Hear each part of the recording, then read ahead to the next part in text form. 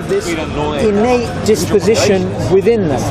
Which is even why, if you look at the Soviet Union, which was, if you like, the biggest social experiment to try and impose atheism on a large scale.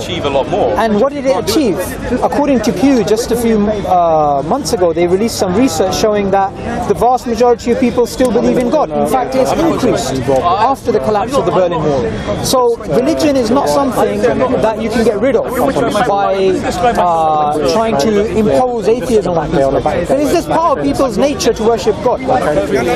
Or they will find something else to worship. Yeah, like Stalin and Lenin. They'll worship people, they'll worship football teams, they'll worship pop stars, movie stars.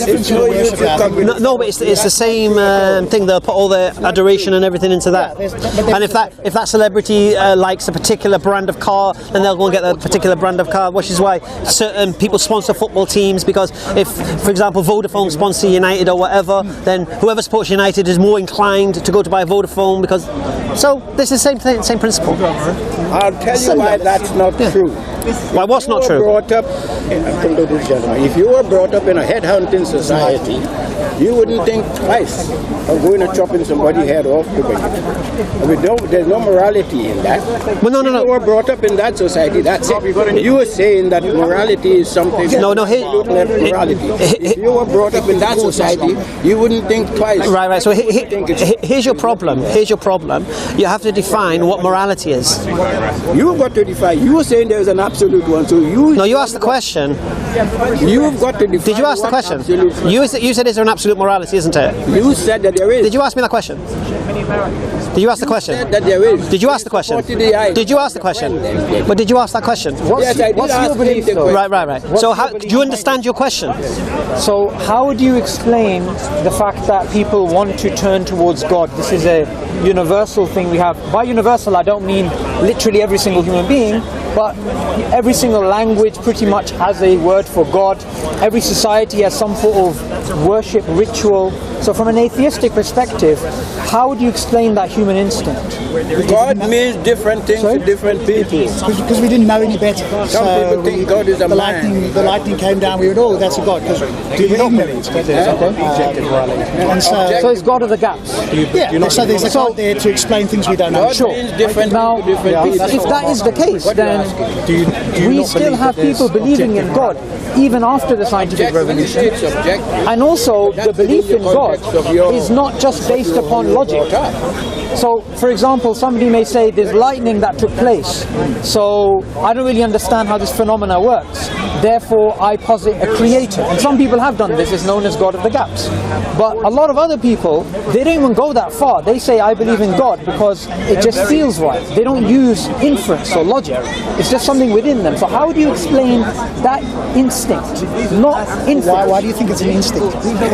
Well, there's a lot of evidence for that, actually. Psychologically, we know that Give me some. Well, there's some research that was done a few years ago on Japanese school children, which showed that there's a tendency of children to basically incline towards theism. And there's a book published... What's it called? There's a book published by Oxford University called Why Would Anyone Believe in God? It's by Professor Justin Barrett of Oxford. And what he basically does is he, according to studies, says there's a natural inclination for people to believe in God. And likewise, there's Dr. Olivia Petrovich again from Oxford, and she's an atheist. And what she says is this. She says atheism is an acquired position, right? By default, there is a theistic inclination in children. She's a development psychologist. The interesting thing is, she herself is an atheist, and she says atheism is an acquired position. So my question to you is, as an atheist, how would you explain that innate instinct? Okay, so I reject your claim that it's innate. And both of your examples, there's been refutations posted online and sent to yourselves. I don't know if you've got them on both of those. Sent to Ayera, etc. Sure. And this from Essence of Thought and others. Sure. So the claims are not what you claim, that they have an innate disposition to theism. What they have got is an innate disposition to believe in the supernatural and the superhuman. Okay, that's very different. Okay, but so then you make the inference that it's a supernatural being. That's not sure. But when we're here to have a discussion, it's very easy to throw out authorities and say Essence of Thought refuted you or whatever. What I want you to do is this. I want you to explain to me what you just said right now, which is that there is an innate disposition to believe in supernatural. Right? I didn't say. I said superhuman. Superhuman. Okay. So in other words, superhuman. So, if there's an innate disposition to believe in something superhuman, something supernatural according to them, okay? Let's stick on that because we agree there. We agree that it's superhuman abilities. Yes. Okay. They use the word supernatural. Okay. That's what Dr. Olivia Petrovich uses.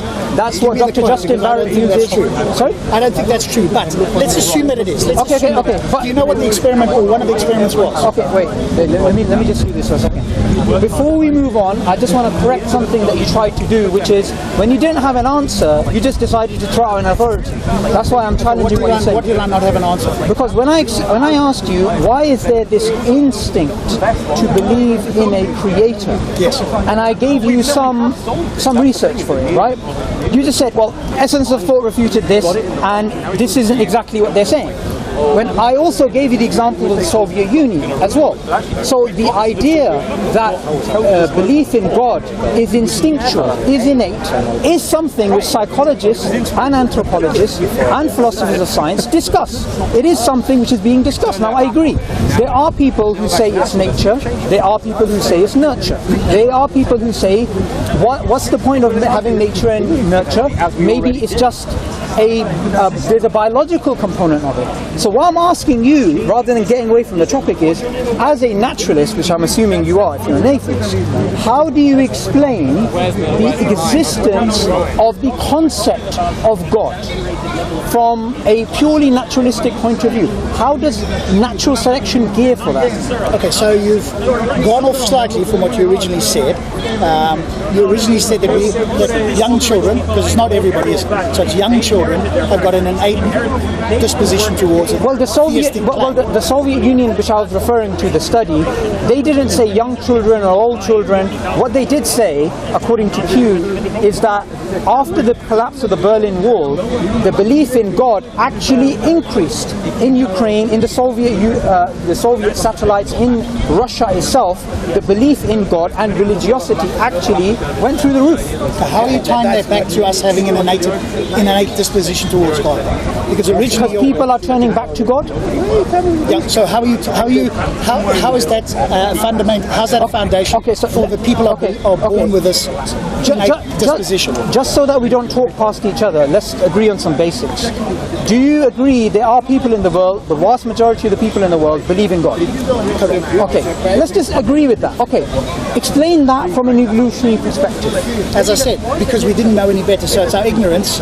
We went, oh well, we don't know what it is, there must be something out there. God has evolved, hasn't it? There's millions of gods, there's different ones, they've evolved over time, and today we have generally the Abrahamic religions, which is like a single God, apart from Christianity. Okay, so I asked you to explain that in terms of natural selection, but you haven't explained that. Why would I explain it in terms of natural selection? Because as an atheist, that's all you have.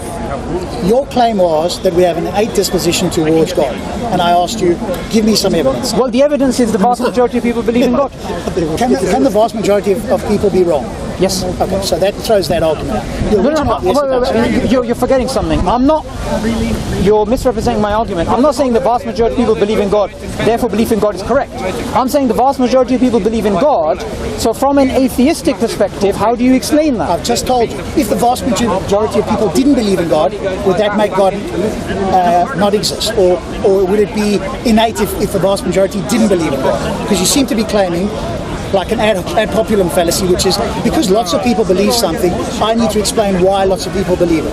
Okay, wait, hang on. That's not a fallacy, and you're just throwing out that fallacy without actually understanding it. Scientists, what they do is they take a popular phenomena and they try to explain it. That's what evolutionary psychology is about, correct? Sure. Right? So what's wrong with me saying the same question which Steven Pinker or somebody else would say? Why does religion exist? That's essentially what I'm asking you. And I've told you, I mean, do you want me to repeat it again? Well, I'm saying your explanation is not in line with your worldview. Why not? Because your worldview is a naturalistic worldview, correct? Yes. So you have to explain everything naturalistically, correct? Sure. So can you explain that naturalistically? How does it give a survival value to believe in God? How does it make sense? I'm not an evolutionary biologist or an evolutionary psychologist, so if you want to ask me the specifics, all I can tell you is... But you believe in that, right? I believe in what? You believe that we evolved. Yes. That we evolved by natural selection. Yeah. You believe that, okay? So since you believe that, why do you give me an explanation of why you believe that?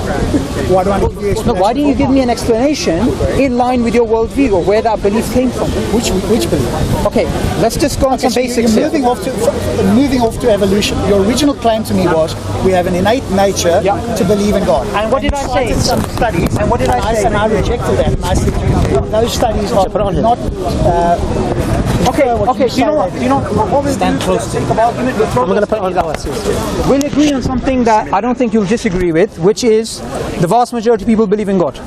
Yeah. Okay? So now we have a popular phenomena which we need to explain. Sure. Okay? Now, from an atheistic perspective, that there's no God and natural selection explains human evolution, right? How do you explain the fact that people believe in God? That was my question. Yes. And I said to you, because people are ignorant, they don't know any better, and they, what's the word? They look you're referring to God of the gaps. Yes. I'm asking you to give an explanation in terms of your worldview. Have I not just given it to you? No, you haven't. Okay. Well, you've actually... Give me a clue as to what you're looking for. Okay, what I'm looking for is this. If I was an atheist, what I would say is, well, I have to explain this using naturalism. So if I have to explain this using naturalism, I have to explain a belief in God in terms of survival and reproductive value, which is what Richard Dawkins tries to do, which is what Steven Pinker tries to do, which is what I would expect an atheist to do, rather than speak about God of the gaps. That's totally irrelevant. So you want me to give you information on evolutionary biology or evolutionary psychology? No, I want you to give me information which is in line with your worldview, because you believe that worldview to be correct. Sure. So I asked you a question. I don't know what you want me to give you. What words do you want to give me? I think that people have evolved over time, and over that period of time, when they couldn't explain something, they went, look up there. Like if I was born 500 years ago and I didn't know how electricity or lightning formed, I'd go, my word, that looks like that could come from a god or something, because I can't explain it. It's very powerful. Sure. Maybe it's a god that did that, because I don't know. Sure. Now we understand that, we no longer do that. And the more we push back with science, the less there is an explanation required for a god or gods. Okay, so if what you said is true, and what I'm going to do now, Rob, I'm going to take what you said and I'm going to extrapolate it. What you just said is that people believed in God because of God of the gaps. And because they believed because of God of the gaps, as science is progressing, religion is regressing. Right? Is that in line with what is actually going on in the world? Seems to be. Why would you say not? Okay, here's why I would say not. According to Pew, by the year 2070, Islam is going to be the largest religion on earth. Christianity is also going to increase, and guess what? Your group, the atheists and agnostics, are actually going to shrink by 3%. What? So, if science is progressing, which I'm assuming, which is what is happening today, then why is that happening? And I'll tell you why it's happening. Is because the arguments that you're putting forth don't actually make sense, such as people believe in God because of God of the gaps. Science explains how things work. God is an explanation of why things exist. So it's a category mistake, which atheists have been doing for a very long time, and the whole God delusion book is about that category mistake. And even other evolutionary thinkers like Michael Roos, he says, I find this embarrassing. And he's an atheist. He says, I find the God delusion embarrassing. To say that all of theism is based upon the fallacy of God of the gaps, that line of thinking does not make sense. So I want you to give a justification for your worldview based upon your worldview. I don't know what else you want me to say. You keep asking the same question. I keep giving you the same answer. Well, you haven't given me an answer though. You're rejecting my God of your words, not mine. God of the gaps. I think people were ignorant. No, wait. We moved on beyond that. You made another claim which I challenged. Your claim was, as science is progressing, religion should regress. Correct. Right? Your claim is and, it's not. Well, not me. According to Pew, by the year 2070, why is that happening? Islam... Okay, go on. Why is that happening? You tell me. Your explanation is what? Well, I'm happy to move on to why that's happening, but I want you to concede that you don't have an answer, and the claim that you made is actually false, which is, as science is progressing, religion is regressing. I'm happy to move on, but as long as you admit you're wrong. Okay, so and your reason for suggesting that science is progressing and religion is regressing, your reason is because more people believe. More people are becoming theistic. Is that your reason? Okay, what you've actually said there is a truism, right? Roses are roses. Of course there's an increase because people are believing. If they weren't believing, it wouldn't be an increase. Correct, and the reason you say that is happening is because... I never said a reason. I just challenged your challenged your fallacious thinking that increase in the scientific worldview will actually decrease the belief in God, but it doesn't. I'm saying that I'm talking about the knowledge, not necessarily that people will believe or not believe. So I'm talking about scientific knowledge, yes? That doesn't necessarily translate that everybody in the so what's your claim about scientific knowledge? That it gets people to disbelieve it? And it's growing. Would you agree with that, or would you say no? No one disagrees with that's improving. But your claim was, it's growing and religion is going down. Apparently science is going to make us stop believing. So you're basically claiming that the more we discover about science, the less we're going to believe in God. Correct, yeah. Okay, but that hasn't happened. Yeah, that's the point. And the other thing is, the scientific method came together. It was actually made by a Muslim, Hassan ibn Haytham, approximately 1,000 years ago. He was a Quranic scholar, and he was the first scientist, according to even secular historians like David C. Lindbergh. Right? So, no, that goes totally against your claim, because if what you're saying is correct, then an atheist should have come up with the scientific method, not the Muslim. And what was... And atheists haven't done much, frankly. Trying to separate science. You haven't sent us to the moon, haven't done every technological advancement on the... Okay, wait. Let me tell you, right? That's actually totally false, because of two reasons, right? Number one, we went to the moon based upon Newtonian mechanics. Guess what? Isaac Newton was not an atheist. He was a devout Christian, and the greatest thing that he believed he achieved in his life was to die a virgin, right? He was not an atheist. Are you kidding? Two. Well, secondly, the scientific method, its product is space exploration. So if we went to the moon, that's based upon science, and the first scientist was a Muslim. So atheists did not lead us to actually go to the moon. Okay, so you've made an awful fallacy. You've said because Newton was a Christian, therefore Christianity is true, or Christianity is the basis, or something about Christianity and science. Okay, anyone watching, did I say that? Didn't say that. Did I say that? No? Okay, did I say that? Everybody else? Anybody else put up their hand? Do you want to speak to me, or do you want to have an audience participation? I've got some independence. Let's see what... I'm just really baffled. You told me that because Newton discovered the laws, what? He wasn't an atheist. No. So what? Your claim was we went to the moon. We went to the moon. That's completely irrelevant. Okay, wait. What I want you to do is this. Take a step back. Think about it. What have atheists actually done? They keep talking about science, you know, woo, we're all about science. But what have you guys actually done? That's what I want to know. All the technological advancements. Go ahead. Go ahead. Talk about. Go ahead. Okay, because tell me this, okay? If atheists are the people who we should be looking up to, and they are supposed to be holding up science as a banner, why didn't they come up with it? Why were the founding fathers of the fields of physics, chemistry, biology, psychology, sociology, anthropology theists? Because that was... Why? No, wait, let me finish. Then I'll ask you a question. Now, in the 20th century, when we've made so much progress, you guys have decided to come out of your caves and say, well, this is all due to us. And I'm kind of like, that's rich. That's really rich. Where were you for the last 1,000 years? We were all theists, or we were all hiding from theists, weren't we? Well, okay, we agree you guys were in the caves, right? But while you were in the cave, why couldn't you come up with the scientific method? Yeah, stop shouting. Stop shouting. No, because no. Because this is an audience play for you. Just stop shouting. Wait. All I'm here to do. No, shall I tell you why I'm speaking to you like this? Because you come to Speaker's Corner, and I've seen this a lot. I've even seen your videos. Good. You come and you try and confuse people with your nonsense. So I decided today I'm going to walk up to you. I'm going to walk up to you, and I'm going to get you to speak about your worldview on your own platform, and let's see if you actually know what you're talking about. So if you want me to speak a bit more calmly, I'm going to speak like a Quaker from now on. Good day, sir. Go ahead. Okay, take it easy. Your claim was that where were all the atheists prior? And now we've come out of our caves, to use your word, and we're claiming credit for all the scientific discoveries. But You are. Your claim is that no, theists did all of this, and we should therefore be subservient, or theism is in some way justified to be linked with science. No, I never said that. What is your claim about theism then? You made the claim, sir, that science is somehow linked to atheism, right? You linked the increase in scientific knowledge to a decrease in belief in God. All I did was challenge that. Okay, now- I'm going to be a Quaker, so if you interrupt me, I'll stop. Okay, so that's not what I said. I said science is pushing back. In other words, the knowledge, where science is increasing, is pushing back the religious. In other words, some of the religious claims. I'm not saying that people in the world don't believe in God. Can we get that distinction? Okay, so let's clarify it. What's your claim? Your claim is science is getting rid of the intellectual foundations of religion?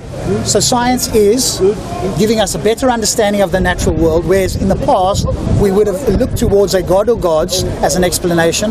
Now science is explaining things, and we need to less and less look towards the god. That does not mean that people are not going to believe in a god. That's the but distinction. That is predicated on the assumption that people believe in God because of God of the gaps.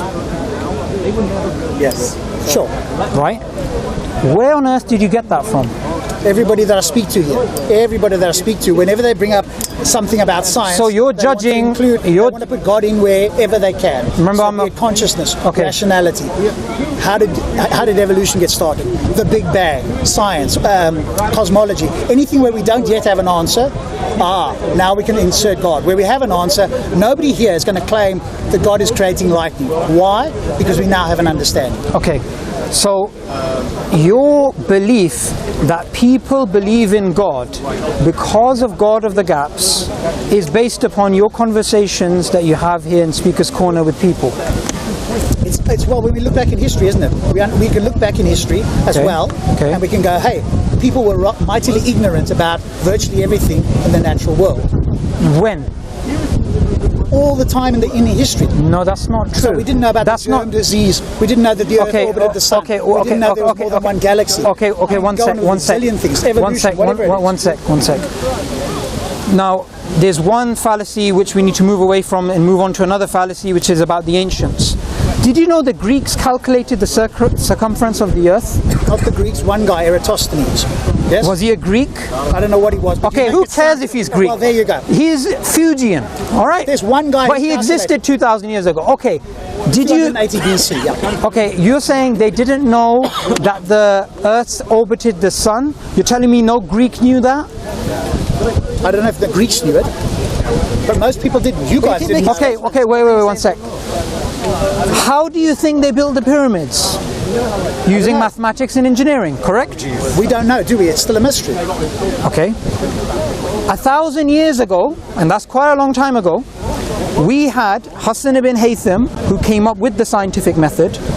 Now, when he came up with the scientific method, if his belief was, I don't want to explore nature because that will make me decrease my belief in God because I believe in God of the gaps, then he wouldn't have come up with the scientific method, and nor would the other Muslims who actually did science at the time, and then the baton was passed on to medieval Europe.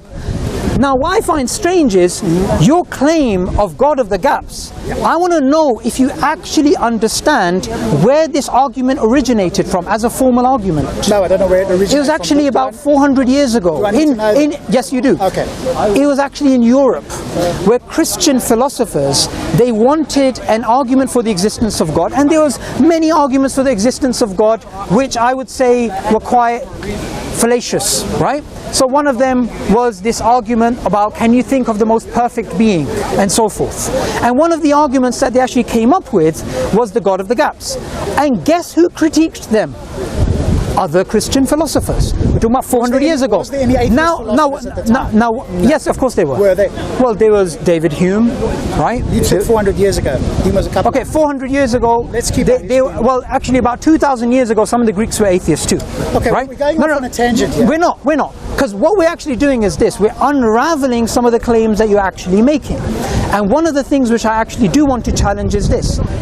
Just recently we had this march about science, right? I'm sure you must have heard of it. March about science, no. You know, marching for science, right? No, and this march they had in the States where, you know, all these atheists come out and they're like, we're marching on the behalf of science, we're doing this, we're doing that, right? Now what I want to do is this. I want to make a claim. And I want you to challenge my claim if you think I'm wrong. I believe the vast majority of atheists who believe in Darwinian evolution, or they claim, you know, we believe in science, we believe in this, they believe in it not because they understand it, not because it makes sense, but purely because they've been socialized into it. And I'm going to make a secondary claim which is going to be very particular, which is I do not believe you understand anything about Darwinian evolution and you only believe in it because of socialization. Now that's a claim. Correct. So are you willing to challenge that claim? Sure. So I want you to tell me, how does bacteria lead to us? Why? How does bacteria lead to us? Through the process. Now, if you're going to ask me, I'm reading a book, 2 books actually at the moment. So I know you're the evolutionary guy, and I know... No, I'm not the evolutionary guy. Well, you debated Aaron Ron, you're one of the evolutionary guys. So one of the things you come to do here is try and steer towards evolution. So I will tell you up front that I'm not an expert on evolution. You know more potentially about it. You can get into finer details. What I will tell you is that I'm reading the book Why Evolution is True by Jerry Coyne. I've got that. Good. So maybe you need to debate Jerry Coyne on evolutionary psychology, right, etc. And also Dr. Alice Robbins. Okay, so in that book, Why Evolution is True. I'm reading it, yes. Right, you're reading it, right? Yes. How many definitions of species are there? I don't know, I'm not there yet, brother. Okay. Now you're going to cross-question me on the book. I said I'm reading it. Okay, but I'll tell you. Fine, go ahead. There's at least 26. Okay? Now, if there's 26 different definitions of species, and the claim is, which I made originally, that people believe in Darwinian evolution, majority of atheists, including yourself, not because they understand it, because they're socialized into it. I want you to tell me which of those definitions, not 2 or 3, just tell me one of those definitions which Darwin used in The Origin of Species, which is the reason why you accept that the origin of species is correct. Okay, so I want you to get away from this. You do this a lot. You keep going into Darwinism. Today it's the modern theory of evolution. Why do you keep talking back about Darwinism? It's like Nazism. People have moved on. The modern theory of evolution is a lot further advanced than what Darwin predicted in his time. So would you agree with that? Well, genetics, DNA, etc. I'm not saying Darwin's wrong. It's been improved Sure, upon. but that's a good question. What I'd love to hear you say in the future, Subboor, is talk to people about the modern theory of evolution. Get rid of the word Darwinism, because that seems to me a straw man. Okay, that's a very good point that you've made. And I'm going to answer the rest of your question. Wait, 1 sec. That's a very good point that you've made, but it's incorrect, and I'll tell you why. The term Darwinism is not a term which I came up with. It is a term Alfred Russel Wallace, who was Darwin's contemporary, who disagreed with Darwin on human evolution, he coined. And till today, we have atheist evolutionary biologists, psychologists and philosophers of science who use the term Darwinism as an academic term which refers to the idea that natural selection is the primary driving force of evolution. And they acknowledge the modern synthesis, of course. They include the subfields of population genetics, fossils, DNA, all of that, right? That's not the issue. The issue is Darwinism as a term is an academic term. So when I actually use it, I'm not using it in a derogatory way like Nazism. And also you need to understand the reason why I use the term Darwinism or Darwinian evolution is because there's many different alternatives. So when we speak about the modern theory of evolution, if you said, Rob, if you said, well, refer to the modern theory of evolution. Well, which modern theory? Because we have orthogenetic evolution, we have evolution by natural genetic engineering, we have neo-Lamarckian evolution, we have neo-mutationism, we have evolution by self-organization and the acquirance of entire genomes. We have all these different evolutionary models. Most of them are non-Darwinian. So when I use the term Darwinism, it's not in a derogatory way, nor is it playing games, and Aaron Ra doesn't know what he's actually talking about, which is why in the debate he couldn't actually, all he could say is, well, you see, in America there's a different definition to Darwinism than there is in the UK. That's pretty much all he said. So the reason why I make this distinction is because atheists who go around talking about this theory like it's the best thing since sliced bread do not even know the basic definition. So my original claim that the majority of atheists don't even understand Darwinism, including yourself, has just been proven correct. If you think so, that's fine. Because you don't know the basic terms. I'm reading the book. Do I need to be an expert on everything? If we have a cosmological, if I bring my friend here who's a cosmological expert and he says to you, oh, well, you don't understand this, that means it's proven right? Come on, Subboor. No. Why? Just because I don't know specifics. I'm making a particular claim. Tell me if I'm wrong. I've told you. You only believe in it because of socialization. You don't understand it. I believe in it because it's a naturalistic explanation for how we get here. Sure. I am reading books on it. That's why I So you understand it? Are you making understand it fully. Thank you. Thank you. That's what I'm looking for. Just admit it. You don't understand it. Does anybody understand anything fully, to use your term? That's fine. Do you know what you call that? You call that basically just pressing the red button to make everything explode. Well, we don't really know anything, you know. Is that leaf really green? Well, if you really... Well, oh, sorry, I am a Quaker. Is that leaf really green? Because it actually kind of looks like it's a reflection in all the other colours in the spectrum have actually been observed. So he's making sense, actually. No, actually, what I'm doing is this.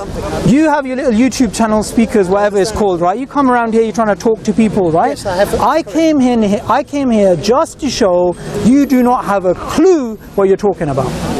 Unless if you want to challenge that, that's fine, or else I'm going to walk away with that last bottom line. You don't have no idea how Darwinian evolution works. I have a basic idea, that's it. If you're going to question me... Okay, let's check your basic idea. What's your basic idea? Natural selection through mutation, that's the basic idea. Natural selection through mutation. Through mutation, yeah. Natural selection through mutation. Okay, let me tell you. Going to question No. Let me tell you that. Let me just tell you something. And do you know what? I'm not someone who gets angry often, right? But I'll tell you something that just really pissed me off. Go for it. Please do. When somebody tries to make claims and you shoot down those claims, and then as you've beaten them on the floor, they decide to shout something back at you, like, huh, what did you say? And then they try and defend themselves. So you're telling me the basic that you understand about Darwinian evolution is this. It's natural selection plus mutation. Well, guess what? That's not even Darwinism. It's natural selection plus random mutations. So what? If it's natural selection plus mutations, guess what it becomes? Epigenetics. So orthogenetic evolution. So even you yourself, even though you were slapped on the floor, you said, no, I do understand something. Come back to the Quaker. Oh, I'm a Quaker, sorry. And you do come back to something, which is, I do understand something basic, which is, I'm not going to give you any evidence of how biodiversity came, how, you know, biochemistry, genetics, anatomy, biochemistry, linguistics, how all of this fits within the evolutionary model. I'm just going to tell you, this is what I understand, 2 friggin' terms, mutation and natural selection, and you still got it wrong. Quaker. You still got it wrong. So like I said again, sorry, I should be a Quaker. So effectively you don't know the basics. No. You stripped down evolution to 2 terms and you got them wrong. So here's what I'm going to do. You don't understand Darwinian evolution. You've only been socialized into it. That's my claim. If you're not challenge that claim, I'm going to stay. If you don't want to challenge it, I'll walk away, and that's the bottom line. You and the rest of those atheists, they have no idea what they're talking about. Darwinian evolution is a trick. Okay, so are you going to challenge my claim? Sure. Go on. Okay.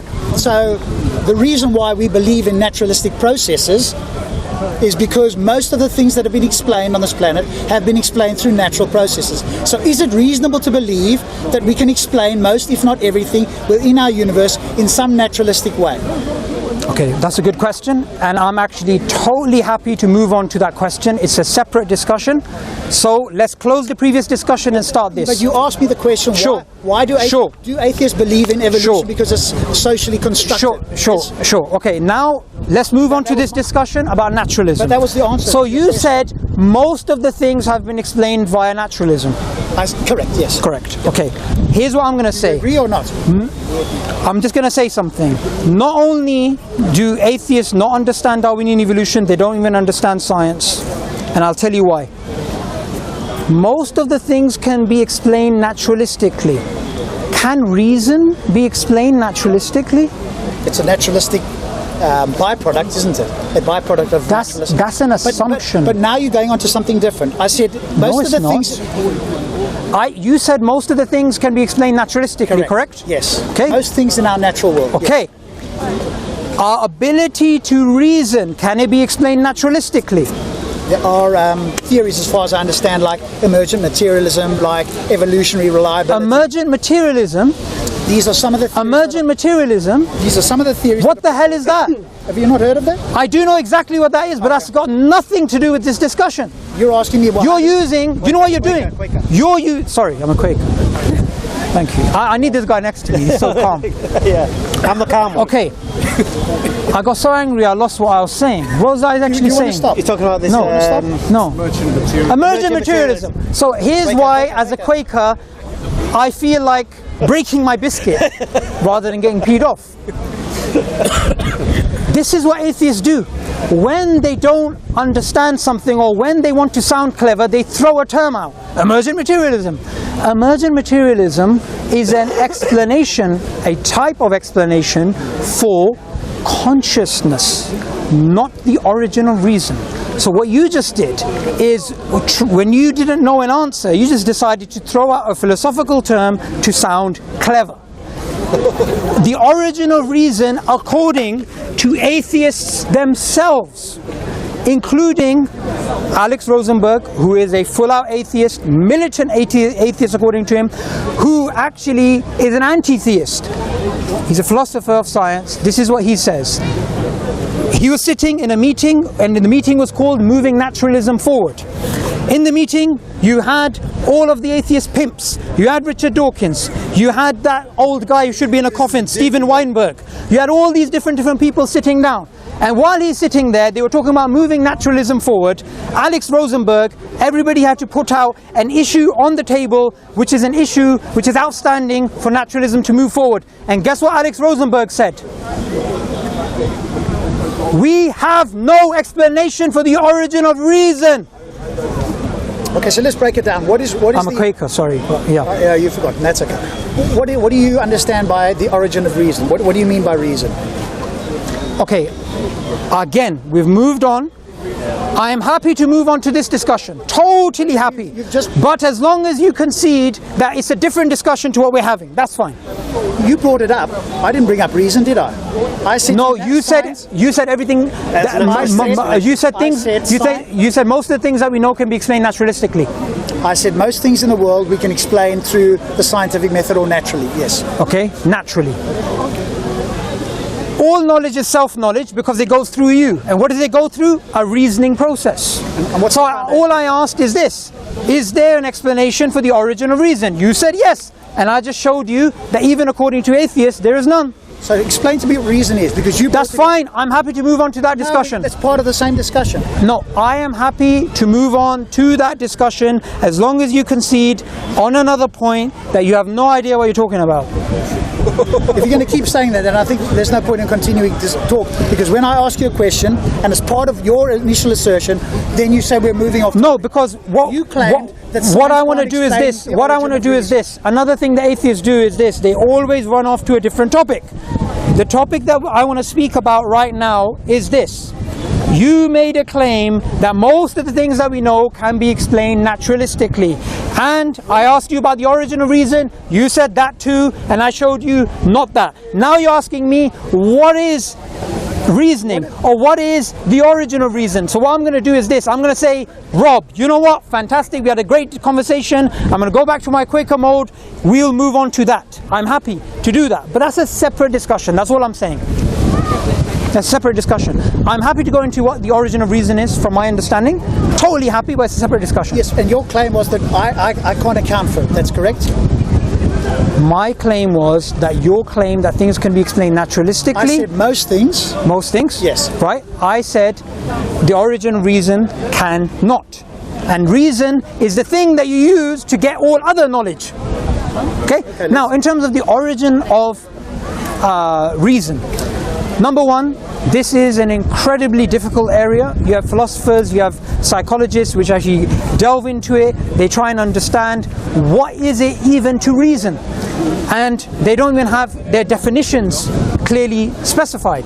They do not even agree on ways on, okay, what is it linked to? Is it just the mind, or is it something more than that? You know, it gets into that discussion of, you know, mind matter. So what I do want to say is this. From an atheistic, Darwinian, materialistic point of view, the origin of reason is a thorn. And do you know the first person to note that this is actually a really big problem was actually Darwin himself? Because Darwin said, how can I accept that, you know, the convictions of a monkey's mind? How can I accept that? How can I accept our own convictions in our mind if we evolved and we have a common ancestor with them? Now, the co-founder of the theory of natural selection, along with Darwin, Alfred Russel Wallace, another atheist, he actually moved away from Darwin, which is why we call it Darwinian evolution, not Darwin and Wallace's theory, how it was known in the Victorian times, because he moved away from Darwin. He said Darwinian evolution is true for everything except human beings. And why did he say this? He said this because of savages, which they used to call anybody who was basically in South America or Africa, right? Savages, if you take them to Europe, they can do maths, they could do physics, they could do psychology. So Alfred Russel Wallace said, do you know what?